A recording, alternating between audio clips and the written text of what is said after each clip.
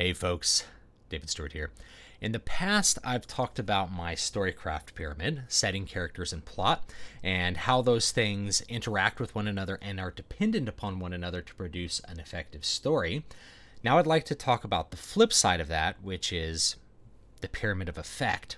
And that is really the result of the story, how it affects the audience. I think the goal of any piece of art is to produce some sort of state change in whoever is consuming that art, whether it's a movie or a book or a painting on the wall. You want to affect them in some way. You either want to make them react or care about something. You want to make them think after the fact or while the art is taking place. All art, for me, for my evaluation purposes, and this is usually what forms the basis for my analyses and my criticisms, is whether or not the piece of work is effective. If the work isn't effective, if it's meaningless, if it creates no state change in me, that to me is usually a bad piece of art. Then, of course, I should point out there are pieces of art, there are works that produce unintentional effects. So if you watch something like The Room, which is a really, really bad movie, its failures become its own state-changing device. So it's effective because of its failures. It becomes like so bad it's good. It becomes hilariously bad. And that's an interesting thing. It is an effect. It doesn't make the movie good because I don't think that was the intentional effect of the producers of the movie, but it does have an effect that's rather bizarre because of its failures. So there are things like that that end up having an effect. So let me talk about this pyramid down here, the effect pyramid. And just like how there's a hierarchy between setting, characters, and plot, the characters live in the setting, so the setting has to be a firm foundation for the characters to exist. The plot is hopefully acted out by the characters, and if you don't have these things working well together, then you're probably not going to be writing a story that is going to be as effective as it could be. So just like that, there's a hierarchy to the effects that occur in a particular piece of art, a particular work. And to me, the bottom level one is what I call reacting. Reacting is within the moment, and it's actually a fairly easy thing to do, is to get reactions from people. So if you have if you're watching a movie and a dinosaur pops out and roars at the screen, and you might like jump back in your seat and feel a jolt of surprise and fright.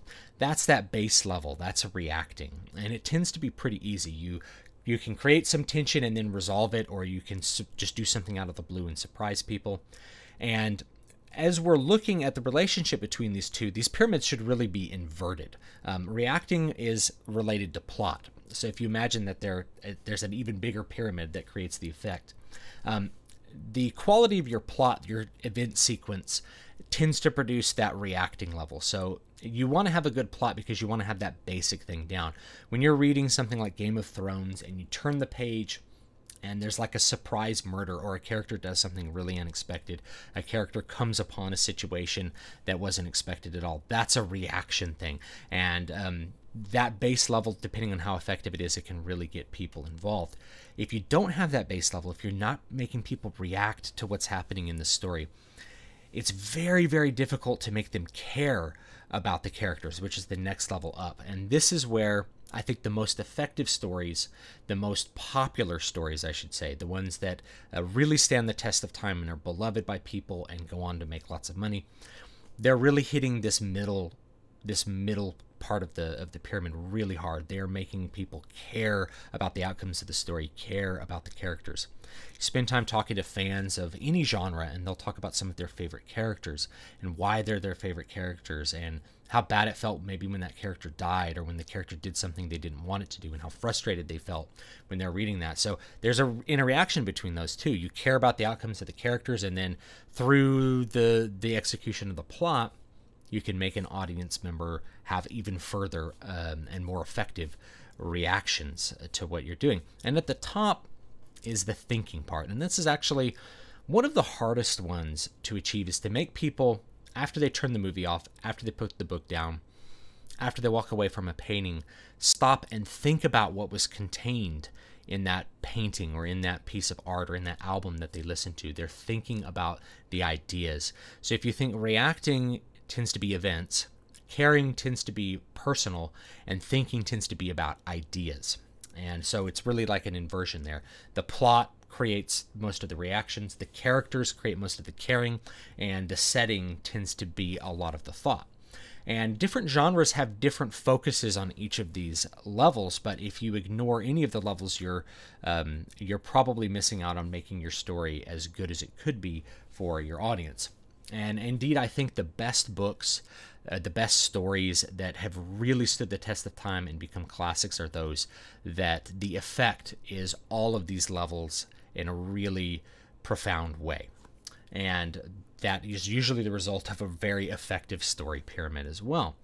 So if you think of a genre like horror, horror is master, a good horror producer, a good horror movie writer, or a good horror book writer is a master of making people react. It's a master of the plot sequence happening to create tension and then resolve that tension either through a surprise or through nothing happening sometimes. So that tends to be a genre that's very good at making people react, but not necessarily making people care. You might care about the characters in a horror movie, or you might not care about them, but the reactions are probably still going to be there. And it's a rare circumstance where you have a horror movie that's capable of making you think about it and is really engaging your brain and is really presenting ideas that have an effect on you. So horror tends to be like that. If you think of really popular explosive types of fiction, whether it's Star Wars or it's Harry Potter, it tends to really hit that middle category really hard. So space opera tends to be a lot more about caring, if you want to compare it to really anything. Fantasy and space opera tend to be more about caring. It's character driven. It's the characters that are really hitting it hard. And then when you get to a genre like sci-fi, sci-fi really wants to make you think about the ideas that are in it, at least classic sci-fi. I think more modern sci-fi is closer to space opera. It's trying to make you care about characters. It's trying to make you react. But say the work of Philip K. Dick, who's a master at making people think about his ideas. But you probably wouldn't be thinking about Philip Dick's ideas, regardless of what story of his you're reading, if he wasn't also very good at making you care about the outcome of the characters and having you react to surprising things and interesting things happening in the plot sequence.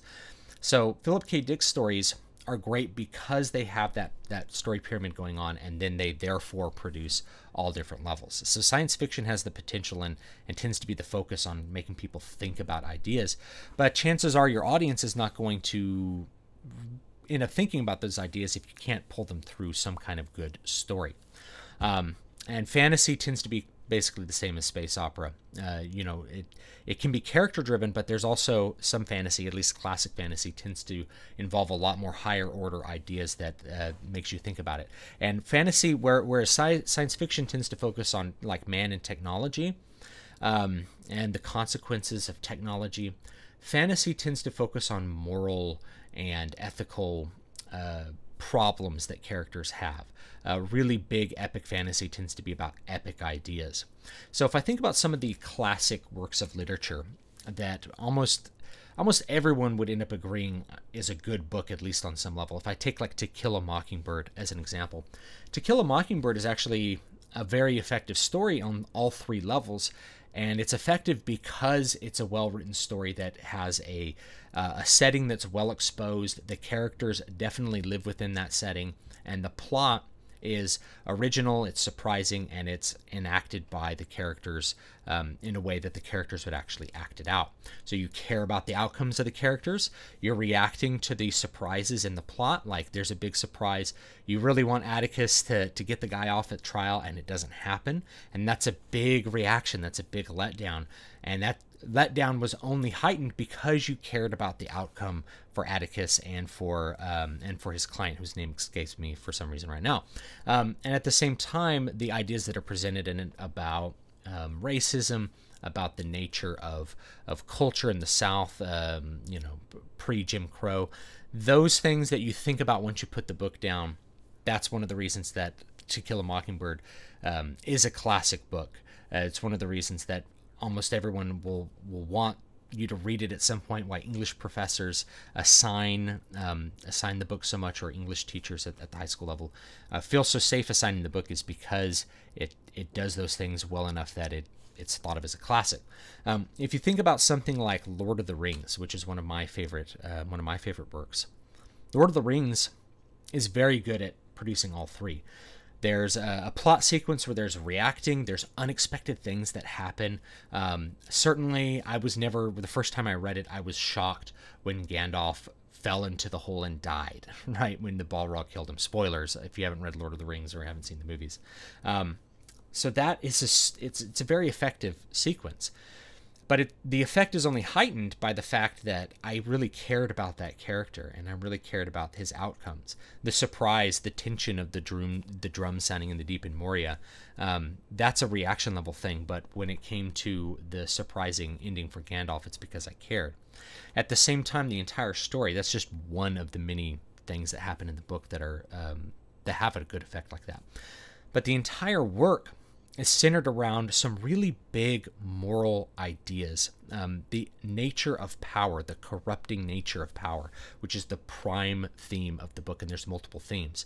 That you put that book away and you think about how when somebody takes up power, they're taking up a ring of power, and it affects them, it changes them. They stop becoming a good person and they start becoming something different. And you can see that with people who gain political power, or people who gain prestige, or social power and things like that. So it's a deep theme that crosses multiple cultures and multiple backgrounds, which is why the movies are so beloved world over, and why the books have been translated into so many different languages. It's a universal and big idea that makes a big statement. And there's more themes than that end up provoking a lot of thought. The idea of, you have there's ideas of government versus anarchy. There's ideas of people being helpless versus finding strength within themselves, and that's because that setting, characters, and plot work well. You really care about the outcomes of the characters, which pulls you through the whole story. And to see at the very end of the story, Frodo, this character you care about, end up succumbing to the temptation of power, is a very, very effective moment where everything's firing, and you can really see what Tolkien was writing about, not just from characters, not just from the setting, the world he had created in his head, but the ideas that affected his soul and his mind on a deep level that he was expressing through those books. That's why those are classics. Another classic book, 1984, which is to me one of my favorite books, and I think actually one of the best books that you could read, is hyper effective all the way through the book. And it's because the setting is so well developed and fleshed out. The characters are such a part of the setting, and there's such a good effort of exposing those and teaching the reader what's going on, and then the plot sequence and the events that happen, and the way they happen, and the outcomes, being totally unexpected and different from what you want them to be, ends up creating a really interesting story. And of course, all the ideas in it that created everything, right? That created everything that you're seeing in the book. The ideas really created the plot. You end up stopping and thinking about the ideas. I've made multiple videos on the ideas in 1984 because they're so profound and interesting. The manipulation of language, the changing of language, the idea that you can program someone to believe what you want them to believe, the idea that you can change people's thought processes, all of those things which were profound and scary ideas just make the story that much better. So those are three examples in, I guess, three different genres, literary fiction, science fiction, and fantasy, that I think are great examples of the effect. If you want to think about effective movies, they can happen as genre movies, or they can happen outside of genre movies. I'm sure you can think of lots of them. One of the most effective sci-fi movies that I remember is Blade Runner, because it was based on a Philip K. Dick story, and the ideas were great. And although it doesn't bear too much resemblance to Do Androids Dream of Electric Sheep in terms of its story construction, the ideas are still there. And it's a movie that, especially when you watch the director's cut and it's not resolved at the end and leaves you with a question, that invokes that higher level thing. You're thinking like, well, could you really know if you were if you were programmed or not. And we have these questions that continue to go on, like, are we living in a simulation, something like that? Would we really know if we'd been programmed to feel this way, or been programmed to think that we're alive when we're not?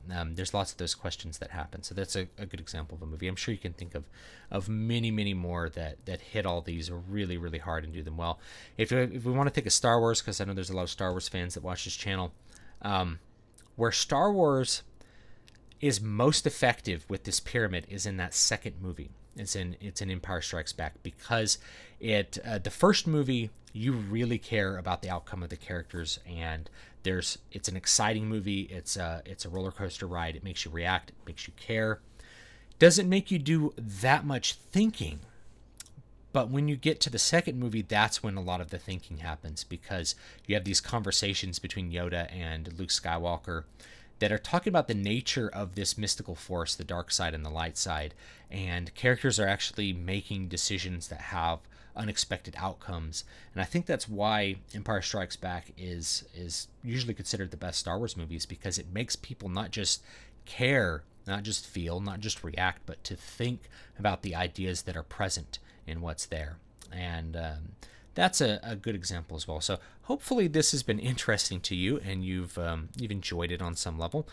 Leave me your thoughts down below and let me know what you think about effect. This is the basis for most of my analysis and most of my criticism, and tends to be the main way that I evaluate how good or how bad a piece of art is how well it's able to communicate effect, how well it's able to change the state of the audience. So thanks so much, and I will see you guys next time.